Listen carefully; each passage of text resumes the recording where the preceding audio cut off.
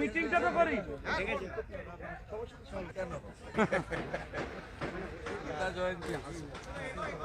দাদা দাদা দাদা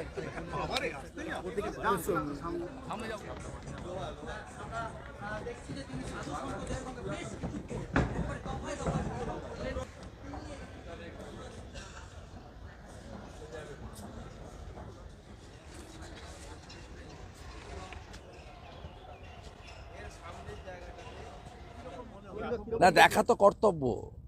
বিষয়টা হচ্ছে এত বড় একটা মহাযজ্ঞ, এখানে সাধু সন্ত সমাজ এবং সনাতন সংস্কৃতি প্রচারক সংস্থাগুলি তারা এত বড় একটা উদ্যোগ নিয়েছেন। ফাইনাল টাচটা সকলেরই দেওয়া উচিত।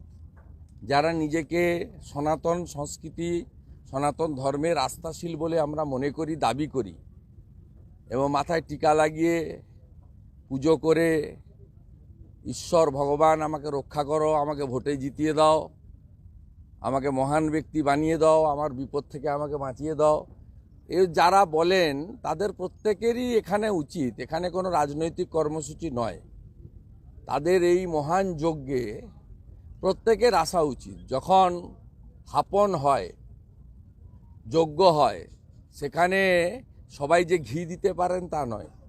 যার যা মনের ইচ্ছা থাকে সেখানে এসে দেন, কেউ ফুলও দেন, কেউ বেলপাতাও দেন, নিজের মতো করে দেন। তা স্বাভাবিকভাবে আমি সনাতন সংস্কৃতিতে বিশ্বাসী এবং যারা আয়োজক তারা আমাদের হিতাকাঙ্ক্ষী। আমি এখানে এসে আয়োজন দেখে গেলাম। ব্যবস্থাপনা মানে সরকারি সাহায্য বর্জিত এত বড় কর্মযজ্ঞ তারা এখানে করছেন। আমার বিশ্বাস স্বামীজির যে মহান মন্ত্র রয়েছে চরৈবতী চরৈবতী, সেই মন্ত্রে আগামী 24 তারিখ গীতা জয়ন্তী যেটা আজকে হচ্ছে উপলক্ষে লক্ষ কণ্ঠে গীতা পাঠ এখানে একটা ঐতিহাসিক কর্মসূচিতে পরিণত হবে।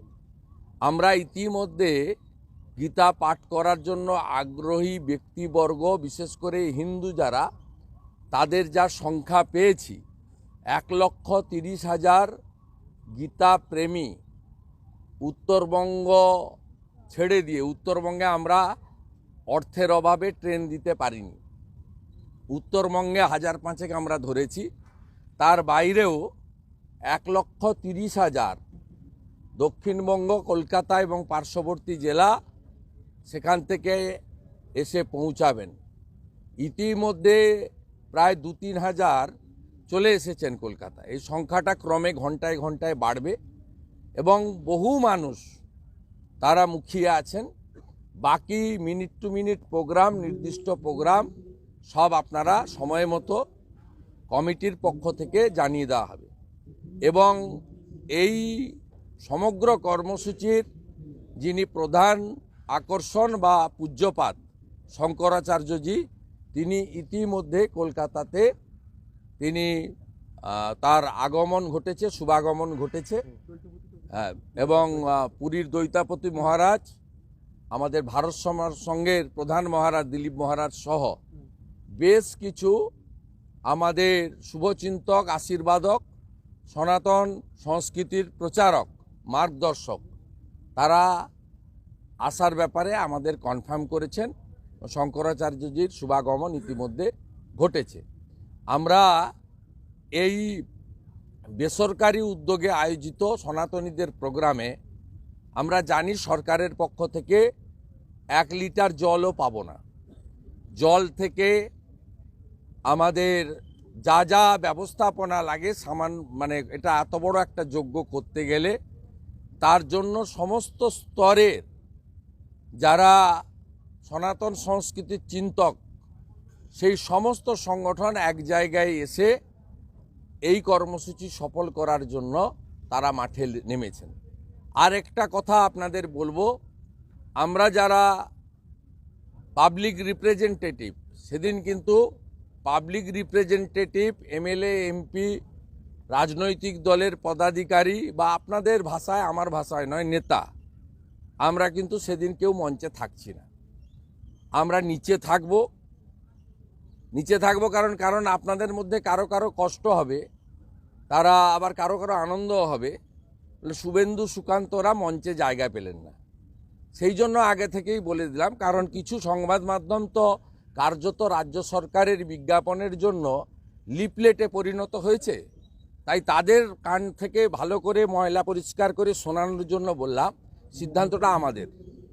আমরা নিচে থাকব, ভলেন্টিয়ারের কাজ করব, আর গীতা যখন পাঠ হবে তখন গীতা পাঠে হিন্দু হিসেবে অংশগ্রহণ করব। এখানে 24 তারিখে সনাতন সংস্কৃতি এবং হিন্দু জাগরণ হবে। মুনি ঋষির বাংলা, শ্রী চৈতন্যদেবের বাংলা, ঠাকুর রামকৃষ্ণ দেবের বাংলা, জগৎজননী মা শারদামণির বাংলা, বাবা লোকনাথ ব্রহ্মচারীর বাংলা, শ্রী প্রণবানন্দের বাংলা।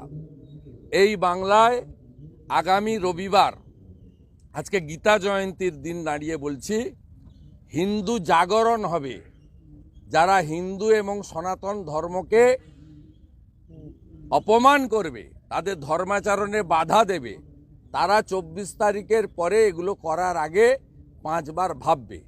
পরিশেষে স্বামীজির দেখানো পথই আমাদের পথ। স্বামীজি সবসময় বলতেন, তুমি গর্ব করে বলো আমি হিন্দু। স্বামীজি বলতেন, নিজ ধর্মের প্রতি আস্থাশীল, অপর ধর্মের প্রতি শ্রদ্ধাশীল। আমাদের আচরণ, আমাদের ভাষা এমন কিছু হবে না যাতে স্বামীজির দেখানো পথ থেকে আমরা কেউ বিচ্যুতি হই।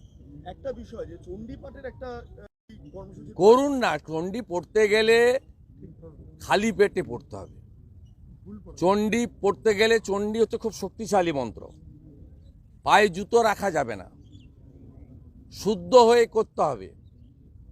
যদি কারোর পরমাত্মীয় মারা যায়, প্রথম বছর কালাসুদ চলে, সেই বর্ষে করা যাবে না। চণ্ডীপাঠ করতে গেলে প্রণব মুখোপাধ্যায়ের মতো চণ্ডীপাঠ করুন, আমরা স্বাগত জানাচ্ছি। দুপুরবেলা ভাত খেয়ে বিকালবেলা ইফতার পার্টিতে যাওয়ার মতো চণ্ডীপাঠ করবেন না। আর একটা বিষয় শেষ, সেটা হলো যে শাসক দলের যারা রয়েছে তাদেরকে এইতে আমন্ত্রণ জানাচ্ছেন এই যে কর্মসূচি, সেখানে শাসক দলের যারা রয়েছেন বা অন্যান্য কোনো দলের প্রোগ্রাম নয়, তো গেরুয়ার প্রোগ্রাম।